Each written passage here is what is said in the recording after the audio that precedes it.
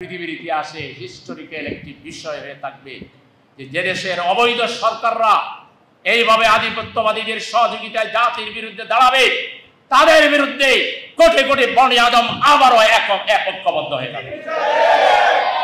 এখনো নতুন ফেসিবাদের পদধ্বনি আমরা শুনছি।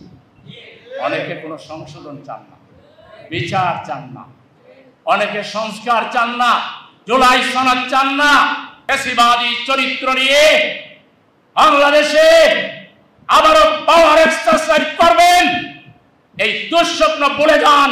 বাংলার ছাত্র জনতা সাময়িক একটু হয়তো ঐক্যের মধ্যে ফাটল ধরেছে, দুঃশাসনের বিরুদ্ধে, জুলুমের বিরুদ্ধে, জালিমের বিরুদ্ধে, স্বৈরাচারের বিরুদ্ধে বাংলার ছাত্র সমাজ গণমানুষ ঐক্যবদ্ধ হইতে 1 ঘন্টার বেশি সময় লাগবে না।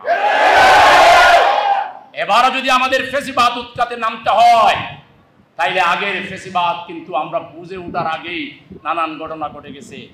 এইবার যদি নামে, তাইলে ফেসিবাদের কবর রচনা করেই ফেসিবাদী রাজনৈতিক চরিত্রের নেতাদেরকে রাজনীতি থেকে তওবা করে বিদায়ের ব্যবস্থা করেই বাংলাদেশের জনগণের সংখ্যাগরিষ্ঠ মানুষের বোধ এবং বিশ্বাসের আলোকে বাংলাদেশের মানুষ শান্তি কামে, বাংলাদেশের মানুষ উন্নয়ন কামে, বাংলাদেশের মানুষ মিলেমিশে চলায় বিশ্বাস করি।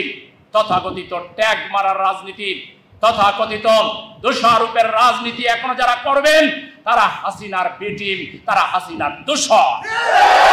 এই দোষরদের বিরুদ্ধে বাংলার কোটি জনতা আমরা রাস্তায় নামতে দ্বিধা করব না। কোন ট্যাগ মারবেন না।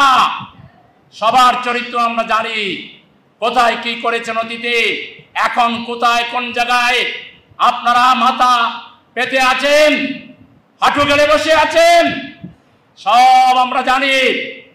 জামাত ইসলামীর বৈষম্য বিরোধী জনতাকে কোন ধরনের খেপানোর চেষ্টা করবেন না, পরিণতি হবে ভয়াবহ। আমরা সুস্পষ্ট বলছি, ভারসাম্যপূর্ণ পার্লামেন্টের জন্য পিআর পদ্ধতিতে নির্বাচন দিতে হবে।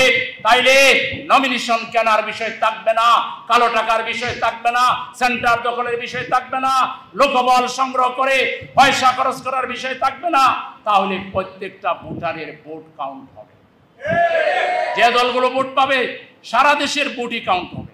সারা দেশের ভোট কাউন্ট হয়ে যে যে পার্সেন্টেজ পাবে সেই অনুযায়ী কেউ 1টা পাবে, কেউ 2টা পাবে, কেউ 10টা পাবে। বেশি বেশি দল পার্লামেন্টে যাবে, সবাই গিয়ে পার্লামেন্টে দেশের পক্ষে কথা বলবে।